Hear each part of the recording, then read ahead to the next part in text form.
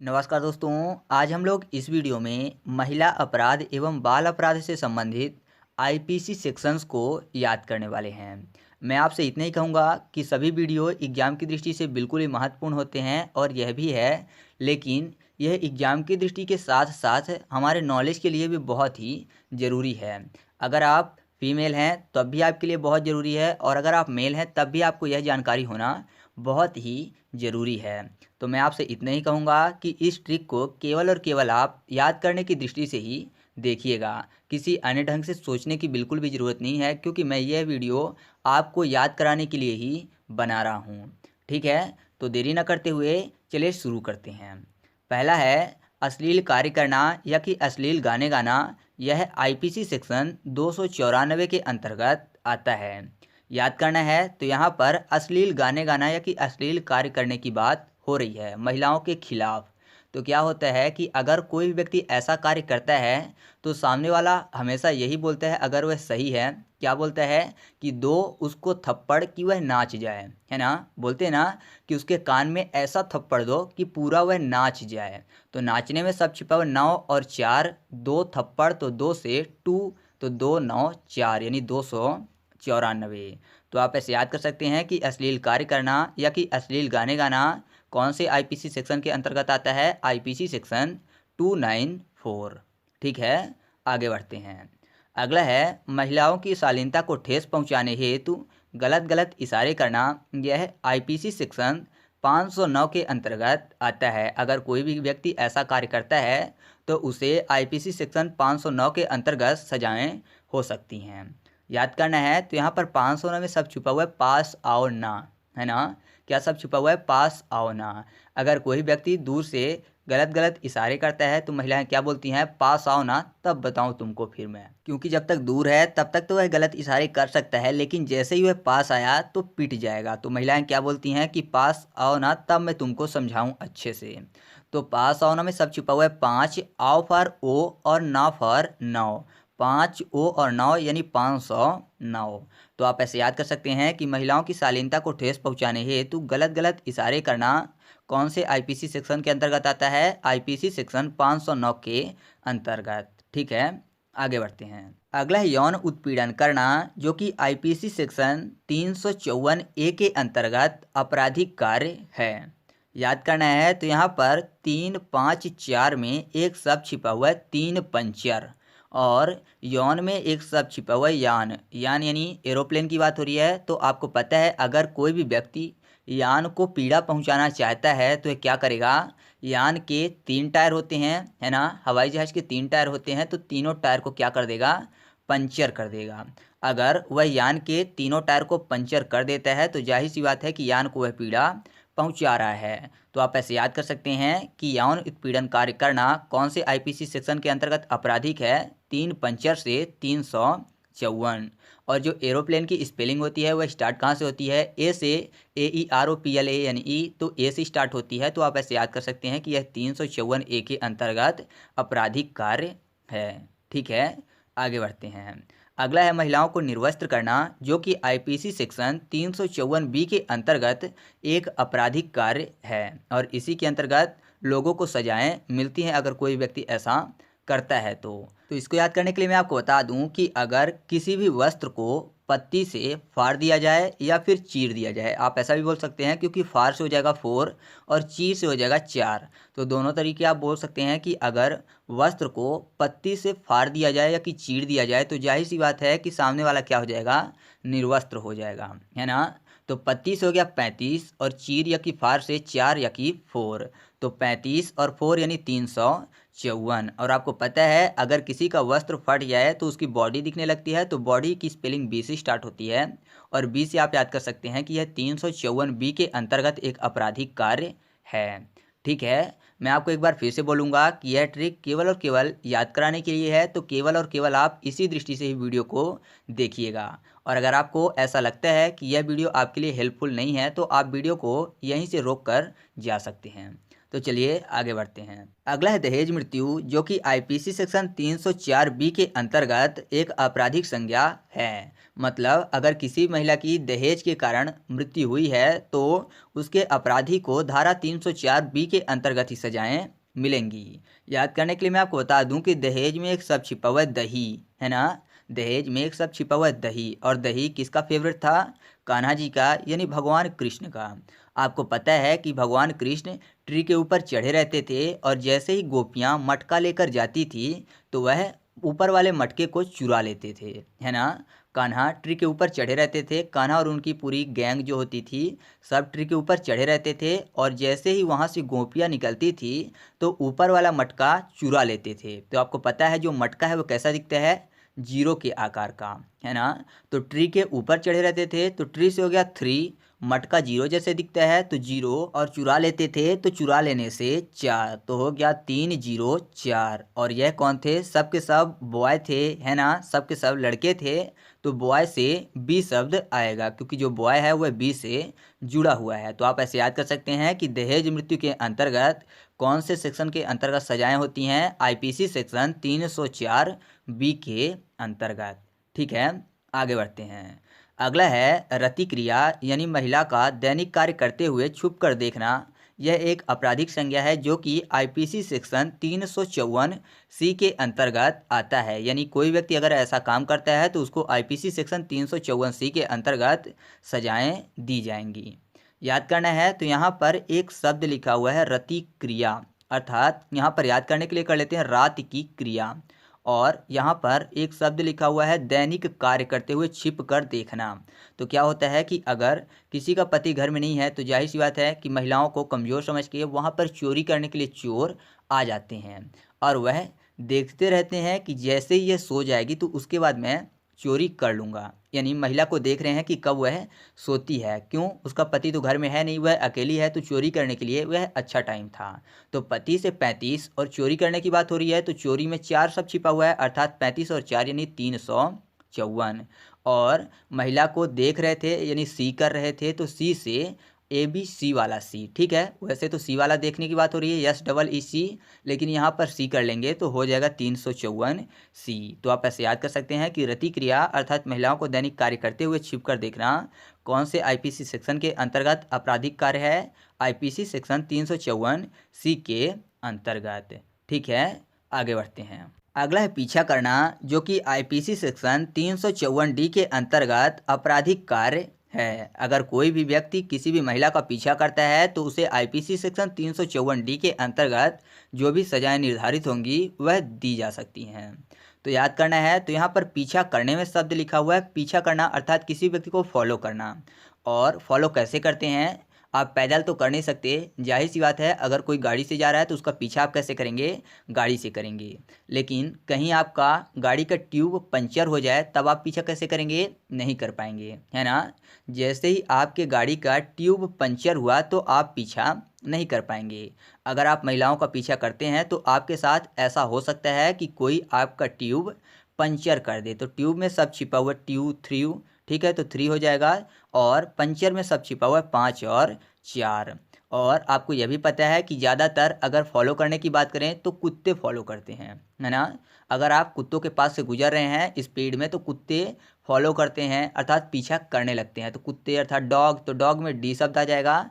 तो आप ऐसे याद कर सकते हैं कि पीछा करना आईपीसी सेक्शन 354 डी के अंतर्गत एक आपराधिक कार्य है। अगर आप पीछा करते हैं किसी भी महिला का तो कोई ना कोई आपकी बाइक का या कि आपकी गाड़ी का ट्यूब पंचर कर देगा, ठीक है, याद रहेगा। आगे बढ़ते हैं। अगला है बाल विवाह, जो कि आईपीसी सेक्शन 375 और 376 के अंतर्गत आपराधिक कार्य है। अगर कोई भी आज के टाइम पे बाल विवाह से संबंधित कार्यों को करता है तो उसे धारा 375 और धारा 376 के अंतर्गत सजाएं मिल सकती हैं। याद करना आसान है क्योंकि यहाँ पर बात हो रही है बाल विवाह की। आप थोड़ा सा ध्यान से सुनिएगा जो भी मैं बताने वाला हूँ। आपको पता है कि बाल विवाह की जब बात होती है यानी बच्चों की टीन एज में ही विवाह कर देना, अर्थात जब वह छोटे हैं, टीनेजर बोलते हैं ना, तो जब वह टीन एज के हैं तभी उनका विवाह हो गया। लेकिन क्या होता है कि विवाह तो पहले हो जाता है जब वह अबोध होते हैं, मतलब जब उनको जानकारियाँ नहीं होती, यानी जब टीन एज होते हैं। लेकिन जैसे ही वह बड़े हो जाते हैं तो क्या होता है कि ज़्यादातर लोग उस विवाह से पीछे हट जाते हैं और साथ छोड़कर दूसरे से विवाह करने की कोशिश करते हैं। तो पीछे हट जाने से 75 और साथ छोड़ देते हैं, तो साथ छोड़ने में सब छिपा हुआ है 7 और 6। और ऐसा क्यों होता है? क्योंकि टीन एज में ही विवाह हो चुका है। तो टीन से 3, तो 3 75 और 3 76, क्योंकि 3 के बाद 7 छोड़ दिया तो 3 7 6 और पीछे हट गए तो पीछे हटने से 3 75। तो आप ऐसे याद कर सकते हैं कि बाल विवाह कौन से आईपीसी सेक्शन के अंतर्गत आपराधिक कार्य है? धारा 375 और धारा 376 के अंतर्गत। ठीक है, आगे बढ़ते हैं। अगला है अभिरक्षक से अपहरण करना, यानी किसी भी महिला को उसके पालक, माता पिता या रक्षक के पास से अपहरण कर ले जाना। यह 361 के अंतर्गत आपराधिक कार्य है और अपहरण करने वाले को धारा 361 के अंतर्गत दी गई सजाएं हो सकती हैं। याद करना है, तो यहाँ पर बात हो रही है अभिरक्षक में रक्षक की और अपहरण की, यानी कोई भी रक्षक है उसके सामने से अपहरण कर ले जाना। और जब बात होती है अपहरण की तो मुझे एक बात याद आती है रामायण की, सीता माता के अपहरण की। जब रावण ने सीता माता का हरण किया था, अर्थात अपहरण किया था, तो उस टाइम पे क्या कर रहा था रावण? देख रहा था ट्री के पीछे से एक टक कि सीता बाहर आएंगी तो उनको वह अपहरण करके ले जाएगा, है ना। क्या कर रहा था? ट्री के पीछे से छिपकर एक टक देख रहा था अपहरण करने के लिए। तो ट्री से हो गया 3 यानी 3 और एक टक से 61 अर्थात 361। तो आप ऐसे याद कर सकते हैं कि अभिरक्षक से अपहरण करना कौन से आईपीसी सेक्शन के अंतर्गत आपराधिक कार्य है? आईपीसी सेक्शन 361 के अंतर्गत। ठीक है, आगे बढ़ते हैं। अगला है महिलाओं को विवाह के लिए बाध्य करना, जो कि आईपीसी सेक्शन 366 के अंतर्गत आपराधिक संज्ञा में आता है। अगर कोई व्यक्ति महिलाओं को विवाह के लिए बाध्य करता है यानी जबरदस्ती करता है तो उसे आईपीसी सेक्शन 366 के अंतर्गत जो भी सजाएं हैं वह दी जा सकती हैं। याद करना है, तो यहाँ पर बाध्य करने की बात हो रही है विवाह के लिए, अर्थात किसी को 3 कर ले जाना। 3 कर मतलब खींच कर होता है, जबरदस्ती किसी को खींच कर ले जाना। तो यहाँ पर याद करने के लिए कर रहे हैं 3 कर ले जाना, अर्थात किसी को जबरदस्ती 3 कर अगर कोई ले जाए तो महिला क्या बोलेंगी? छोर छोर, है ना, छोड़ने को बोलेंगी कि मुझे छोड़ो मुझे छोड़ो। तो छोड़ने में सब छिपा हुआ 6 6 और 3, अर्थात किसी को खींच कर ले जा रही थी तो 3 6 6 यानी 366 है। तो आप ऐसे याद कर सकते हैं कि महिलाओं को विवाह के लिए बाध्य करना किस आईपीसी सेक्शन के अंतर्गत आता है? आईपीसी सेक्शन 366 के अंतर्गत। अगर कोई भी व्यक्ति महिलाओं को विवाह के लिए बाध्य करता है तो वह आईपीसी सेक्शन 366 के अंतर्गत जो भी सजाएं हैं उसके लिए भागीदार होगा। ठीक है, आगे बढ़ते हैं। अगला है अवैध मानव व्यापार, जो कि आईपीसी सेक्शन 370 के अंतर्गत आता है। यानी यहाँ पर व्यापार की बात हो रही है और जो भी सेक्शन है ये सब महिलाओं से ही रिलेटेड हैं। तो अवैध व्यापार की जब बात हो रही है तो जाहिर सी बात है अवैध व्यापार में भी कोई भी व्यक्ति है जो कि व्यापार के लिए, अर्थात इंसानों को व्यापार के लिए ले जा रहा है, तो कोई तो खुद से जाएगा नहीं, उसको ज़बरदस्ती ले जाएंगे 3 कर अर्थात खींच कर। और कौन ले जाएंगे? जो कि उनके शत्रु होंगे, है ना। 3 कर शत्रु ही ऐसा कार्य करने के लिए ले जाएंगे। तो 3 और शत्रु से 70 अर्थात 370। तो आप ऐसे याद कर सकते हैं कि अवैध मानव व्यापार कौन से आईपीसी सेक्शन के अंतर्गत आता है? आईपीसी सेक्शन 370 के अंतर्गत। ठीक है, आगे बढ़ते हैं। अगला है तेजाब डालना, जो कि आईपीसी सेक्शन 326 ए और 326 बी के अंतर्गत आपराधिक संज्ञा में आता है। अगर कोई भी पुरुष किसी भी महिला के ऊपर तेजाब डालता है तो वह आईपीसी सेक्शन 326 ए और बी के अंतर्गत जो भी सजाएं हैं वह उन सजाओं का भागीदार होगा। याद करना है, तो यहाँ पर याद करने के लिए मैं आपको बता दूं कि यहाँ पर एक शब्द लिखा हुआ है तेजाब में जॉब, और जाहिर सी बात है अगर किसी व्यक्ति की जॉब लग जाती है तो वह आज के टाइम पे तीनों लोकों में उसकी छवि जो है बहुत अच्छी हो जाएगी, है ना। अगर किसी की जॉब लग गई है, कोई अच्छी जॉब, तो जाहिर सी बात है तीनों लोकों में उसकी छवि बढ़ जाएगी। तो तीनों लोकों में हो गया 3 और छवि से 26 अर्थात 326। तो आप ऐसे याद कर सकते हैं कि तेजाब डालना कौन से आईपीसी सेक्शन के अंतर्गत आपराधिक कार्य है? आईपीसी सेक्शन 326 के अंतर्गत। और अगर किसी के ऊपर तेजाब डाल दिया गया है तो जाहिर सी बात है कि उसकी जो अब छवि है वह खराब हो गई है ना। जो उसका फेस है वह अच्छा दिखता था, लेकिन उसका तेजाब डालने के बाद अब छवि खराब हो गई है। तो अब में शब्द लिखा हुआ है ए और बी, अब। तो आप इसको भी ऐसे याद रखिएगा। चलिए आगे बढ़ते हैं। अगला है साइबर अपराध, जो कि आईपीसी सेक्शन 66D के अंतर्गत एक आपराधिक कार्य है। याद करना है, तो यहाँ पर साइबर की बात हो रही है और 66 में शब्द छिपा हुआ है 6 याद करना है। तो साइबर में शब्द छिपा हुआ है साईं, और आपको पता है कि साईं बाबा से अगर कोई भी वर मांगे अर्थात वरदान मांगे तो वह क्या मांगेगा? पैसा मांगेगा, शिक्षा मांगेगा या फिर कुछ और मांगेगा। तो आप बोलेंगे कि सामने वाला अगर वर पाए साईं बाबा से तो वह हमेशा ही शिक्षा मांगेगा। अगर उसके पास शिक्षा है तो वह पैसे भी कमा लेगा और भी जो चीज़ें हैं सब अर्जित कर लेगा। तो शिक्षा को अगर कोई भी तोतला व्यक्ति बोले कि साईं वर दो मुझे शिक्षा, है ना, साईं बाबा मुझे वरदान में शिक्षा चाहिए, तो शिक्षा में सब छुपा हुआ है 6 और 6। तो 6 और 6 से 66, और वर मांग रहा है, वर यानी वरदान अर्थात डिमांड कर रहा है। तो डिमांड जो है वह डी से स्टार्ट होता है, तो 66D। तो आप ऐसे याद कर सकते हैं कि साइबर अपराध आईपीसी सेक्शन 66D के अंतर्गत आता है। ठीक है, क्योंकि कोई भी बच्चा है जो साईं बाबा से डिमांड कर रहा है कि साईं बाबा मुझे शिक्षा चाहिए। ठीक है, आगे बढ़ते हैं। अगला है घरेलू हिंसा, जो कि आईपीसी सेक्शन 498A के अंतर्गत आपराधिक कार्य है। याद करना है, तो घरेलू हिंसा की बात हो रही है अर्थात घर में महिलाओं के साथ मारपीट करना। मारपीट करना यानी ऊंची आवाज़ में बात करना या फिर हाथ उचाना। बोलते हैं ना कि कोई किसी ने अगर उचाया है हाथ महिलाओं के ऊपर तो वह क्या होगा? घरेलू हिंसा ही होगा। तो उचाने से हो गया 49 और हाथ से 8, महिलाओं के ऊपर उचाया हाथ तो वही हो गया घरेलू हिंसा। तो उचाने से 49 और 8, तो 49 और 8 से 498। और कोई भी व्यक्ति अगर मारता है तो जोर से बोलता है ना ए, तो ए से आप याद कर सकते हैं 498A। तो घरेलू हिंसा कौन से आईपीसी सेक्शन के अंतर्गत आपराधिक कार्य है? 498A के अंतर्गत।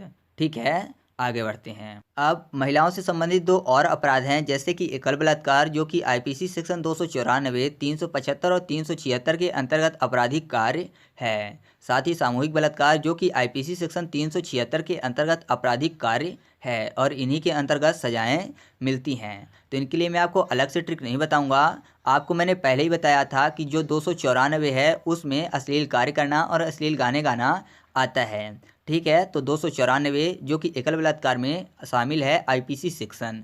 और अगर बात करें 375 और 376 की, तो यह बाल विवाह में भी था, है ना, बाल विवाह भी धारा 376 और धारा 375 से जुड़ी हुई थी। तो आपको इन दोनों को ऐसे ही याद रखना है, इनके लिए मेरे पास कोई भी ट्रिक नहीं है। कन्या भ्रूण हत्या, जो कि आईपीसी की धारा 312, 313, 314, 315, 316, 317 और 318 के अंतर्गत आपराधिक कार्य है। तो इसको याद करना बहुत ही आसान है। 312 में शब्द लिखा हुआ है 3 और बरा, और यहाँ पर बात हो रही है कन्या भ्रूण हत्या की। आपको पता है कि कन्याओं को देवी माना जाता है, तो अगर कोई देवियों की हत्या करता है तो जाहिर सी बात है कि तीनों लोकों में इससे बड़ा पाप नहीं हो सकता, है ना। तीनों लोकों में इससे बड़ा पाप नहीं हो सकता, तो 3 और बरा से 312। तो आप ऐसे याद कर सकते हैं कि कन्या भ्रूण हत्या कौन से आईपीसी सेक्शन से स्टार्ट होता है? आईपीसी सेक्शन 312 से। ठीक है, अब स्टार्ट कहाँ से कहाँ तक है? तो यह 312 से 318 तक है। आप गिनेंगे तो 7 सेक्शन आते हैं, और मैंने बताया कि यह तीनों लोकों में सबसे बड़ा अपराध है। तो जाहिर सी बात है ऐसा अपराध है कि इसे 7 जन्मों में भी इस अपराध से छुटकारा नहीं मिल सकता, ये इतना बड़ा पाप है। तो 7 जन्मों की बात हो रही है कि 7 जन्मों में भी कोई भी व्यक्ति अपराध करने के बाद अर्थात यह अपराध करने के बाद पाप से मुक्त नहीं हो सकता। तो आप 312 के बाद 7 बार जाइएगा, 312, 313, 314, 315, 316, 317 और 318। तो इस तरह से हम लोगों ने महिला अपराध और बाल अपराध से संबंधित सभी सेक्शंस को आसानी से ट्रिक के माध्यम से याद किए। अगर वीडियो अच्छी लगे तो प्लीज़ वीडियो को लाइक करें और अपने दोस्तों के साथ भी शेयर करें, जिससे कि उनको भी इन बातों की जानकारी हो सके, क्योंकि यह एग्ज़ाम के साथ साथ हमारे लिए वैसे भी बहुत ही महत्वपूर्ण हैं। तो चलिए मिलते हैं अगले वीडियो में, तब तक के लिए